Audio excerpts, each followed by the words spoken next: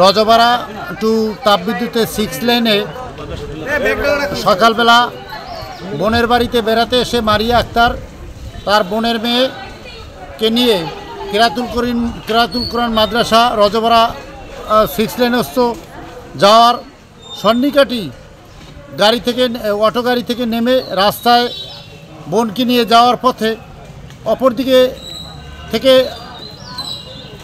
আসা একটি অটো বাইকের সাথে ধাক্কা খেয়ে রাস্তায় ছিটকে পড়ে যায়। সকাল 9টার দিকে আমরা খবর পাই যে রজপাড়া 6 লেনে কেরাতুল কোরআন মাদ্রাসায় ছাত্রী নিয়ে এসে খালা তিনি গাড়ির বাইকের সাথে অ্যাক্সিডেন্ট করে মারাত্মক আহত করে। ওখান থেকে তাকে কলাপাড়া সদর হসপিটাল নিয়ে আসলে সেখানে কর্তব্যরত ডাক্তার তাকে মৃত্যু ঘোষণা করে। খবর পেয়ে আমরা বিএনপি নেতৃবৃন্দ সহ এখানে আসি এবং থানাকে অবহিত করি এবং ভিকটিমের বাবা আসে এবং তাদের কোনো অভিযোগ না থাকায় আমরা এক পর্যায়ে ডেথ সার্টিফিকেট নিয়ে মৃত্যু ব্যক্তিকে তার বাবার কাছে পৌঁছে দেই এবং এই মর্মান্তিক মৃত্যুর জন্য আমরা শোকসহত পরিবারের সমবেদনা জ্ঞাপন করছি।